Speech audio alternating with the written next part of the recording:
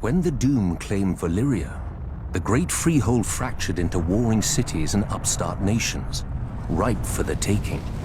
Out of these swarmed the Dothraki, the horse lords of the plains who feared only defeat and dragons. And now the dragons were all gone. Under the great Karl Temu, they sacked and burnt every town and city in their path. No army could stand against them, because the Dothraki do not stand. The horse lords do not draw up battle lines or hide behind shield walls or lair themselves in armor. The Dothraki charge. Their blades are more scythe than sword, the better to cull the infantry ranks without breaking stride. Even their archers fire from horseback so that advancing or retreating, the arrows never cease. To the Dothraki, a man who does not ride is no man at all, without honor or pride. When the city of Quohor realized Karl Temu was coming, they strengthened their walls, doubled their own guards, and hired 2 full companies of sellswords. The Dothraki were used to glorified farmers with spears.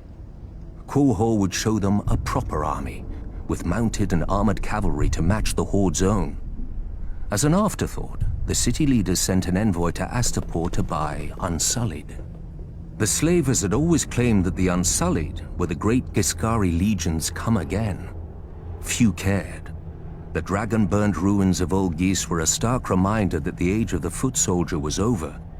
The envoy had his orders, however, and quickly bought 3,000 Unsullied for the long march back. For Unsullied do not ride. But while they marched, Karl Temu arrived at Quohor. I can imagine how pleased the Karl was to finally face a challenge. By the end of the battle, crows and wolves feasted on what remained of Quohor's heavy horse. All the sellswords had fled. Quohor knew that the Dothraki would very soon break through the gates to rape, slave, and burn at their pleasure. Yet the next day, Karl Temu woke to find, before the gates, 3,000 eunuchs in formation, armed with only spears, shields, and spiked helms. The Unsullied had slipped past the Karl's army in the night while the Dothraki feasted. Karl Temu had many times their number and could easily have flanked the small force. But to the Dothraki, men on foot are fit only to be ridden down.